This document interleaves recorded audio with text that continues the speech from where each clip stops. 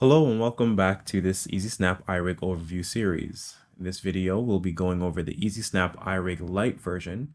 Of course, all versions can be purchased on Blender Market and Gumroad. Links are in the description. Let's get started. So in our previous video, we went over the basic functions of the EasySnap Eye Rig. So we have iris controls, eyelid controls, and a few color options for the mesh itself. If we switch over to the light version and select the mesh, we see that in the shader editor, we have a few more functions. So just like the previous version, the controls are the same, except now we have a pupil controller. So we can scale that down, scale it up.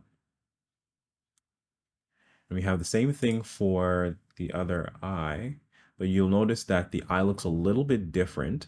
The pupil looks a little bit different. That's because there's no gradient on that. So if I select the mesh, again, we see that I only have the left eye connected, the left gradient connected to the eye.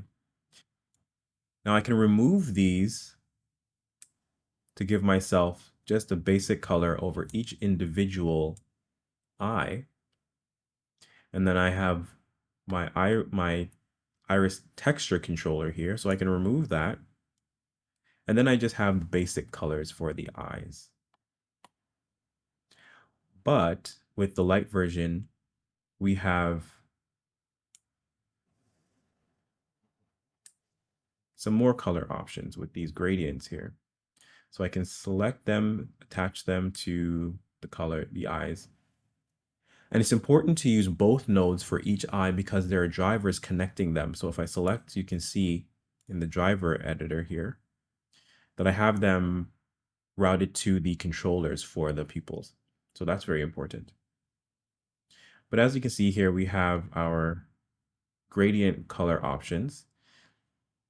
The position of the gradients can be changed, but the third color is set by a driver, which is the pupil controller.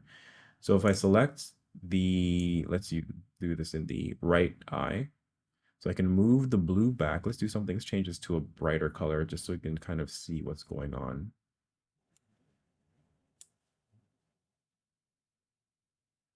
Well, maybe that color wasn't the best color to choose. But there we go. So it's a little too far back. So we see what's going on here. We can adjust these colors very easily, no problem. The positions of those and spread them out. And that's fine.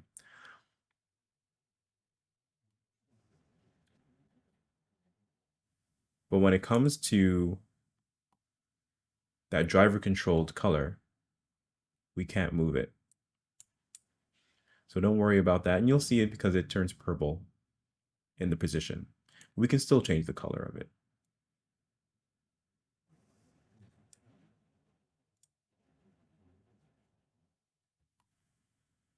And if we don't want to use a gradient, we want to unify the colors so that they're always the same color for each eye, we just use the single color node there. And then we can just change the colors. Just wanted to keep that as simple as possible. And then for the eyelids, same thing as the basic version.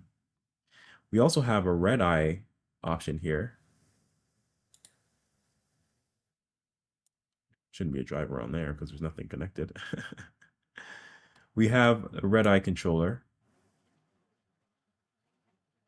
And when we look at what's happening with that red eye controller, it's not affecting the black outline.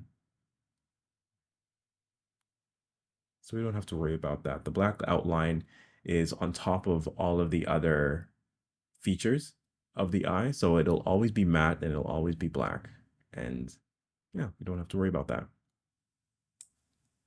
So that is the light version in terms of its functions.